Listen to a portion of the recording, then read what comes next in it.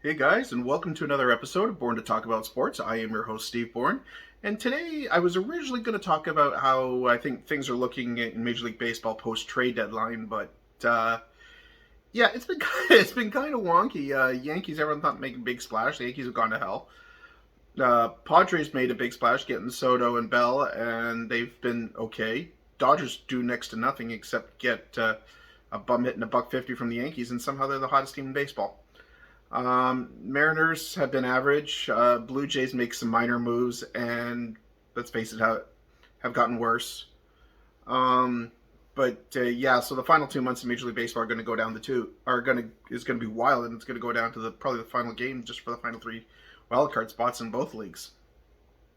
But as actually about a week or so ago, when the Jays were playing Minnesota, I think everyone knows where I'm going from here. It's the controversial path to the base or to the plate rule that Major League Baseball has, and everyone's calling it the Buster Posey rule after what happened with the Giants catcher and getting slammed in the plate and shot and breaking his leg in two. And I just want to talk about more about basically every sport has their one controversial rule. And look here, we'll start with the Major League Baseball one, which is right now the clear path to the plate. Did Whit Merrifield, who was the Blue Jays runner at the time, he noticed earlier in the game that Sanchez has a tendency to do that, and he took full advantage of it with that play. And it was actually called in the Baltimore Pittsburgh game earlier that day as well, where I believe it was the Baltimore catcher did not provide a clean path to the plate, slid right into him because he didn't have any other option. The play was overruled. The runner was deemed safe. Sanchez, he stuck his leg down to block the plate, unnecessarily blocking the plate because he wasn't fielding the ball. He was just sticking his leg down. He wasn't moving towards the ball. And Merrifield slid into him, told the umpire, or told his team when they challenge, don't challenge the out safe, challenge the block path to the base. And sure enough, it's the right call. I can understand why the old school fans don't like it because they prefer the crashes at the plate. But in this case, I do like this rule because it saves injuries. You can be all gung ho and we're a lot tougher back then. When Pete Rose slid into the All Star game and knocked out the catcher, that ended his career. I'm sorry. I don't understand the glorifying ending someone's career because a play looked cool. Um, so yeah, I do like the rule, and I'm perfectly fine with the way it is. Um, and say probably let's go. So I'm wearing my Leafs golf shirt today. Just got home from work. Um, Talk for the NHL is probably the most controversial rule, and to me, I mean they've got a few of them, but probably the most controversial one is the shooting the puck over the glass in your own zone as a delay game. It was brought in because it was why is the goalies the only one to be punished for this, and so they made it right across the board. Anyone who shoots the puck over the glass, within their own defensive zone, within their own blue line, and if it doesn't touch another stick or any other thing else, straight shot over the glass, it's a 2 minute delay game. Not a fan. It's A lot of times it's a bad balance. Hell, if you're just trying to knock the puck out of the air and it shoots over, that's considered a shot for some reason.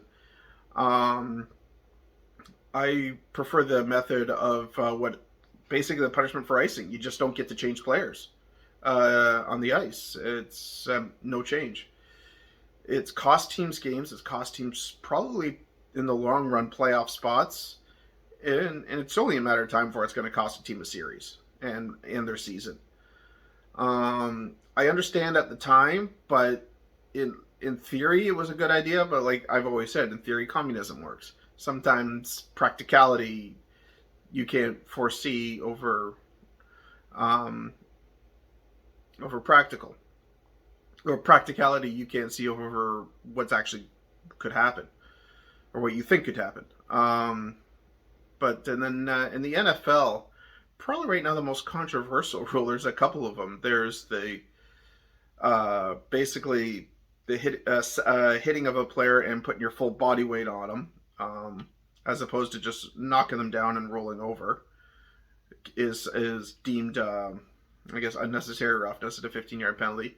But also, what was called a lot last year that got a lot of people going is the taunting calls.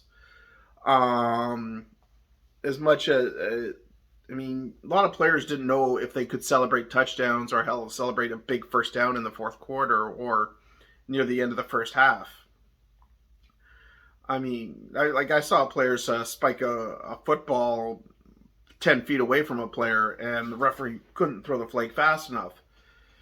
And it's like, Jesus, this is still a game. These are, I mean, yeah, and so I remember there was some talk of asking the refs to lay off, and there was talk, but I think it was more the players adapted. Because the NFL for a while basically was saying go nuts with touchdown celebrations, just don't bring any props, like a cell phone under the protective padding of the goalposts, or putting on like a Hall of Fame jacket, Mr. Terrell Owens.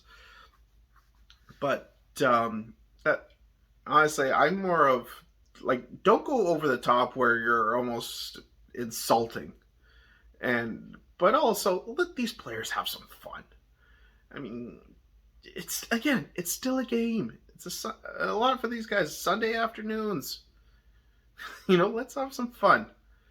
And the NBA, they really don't have so many controversial rules. They did bring in a new one last year. I call the James Harden rule, where when you're taking a jump shot, you have to keep a normal motion to draw a foul. You can't jump up and then kick out your legs to try and draw a foul, because that was what Mr. Harden did every freaking time, and you wonder why his free throws per game last year dropped by more than half. But I mean, that's one I think all fans are of. It's probably the most controversial one that's tough to understand, not so much understand as call, is a clear path foul, where say if a guy defensively steals the ball and is going the other way, there's no one in front of him, and then gets whacked on the back or pushed or something like that, so the team can only say foul him, and since it's a non-shooting, he wasn't in the act of shooting, instead of free throws, it's just an inbound, and so it gives you a chance to set up defensively.